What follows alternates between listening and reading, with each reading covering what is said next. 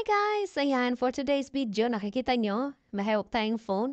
Nandiyan po tayo sa Power Max sa Greenbelt. Ayan po ay bago kami umuwi sa Batangas.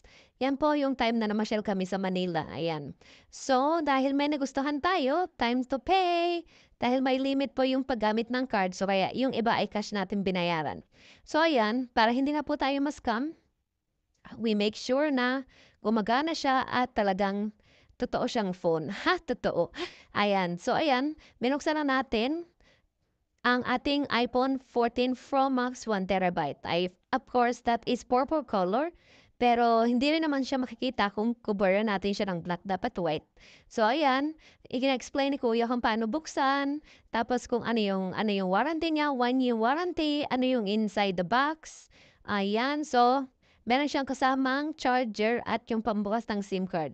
So, may isang bata na namang masaya. Ayan.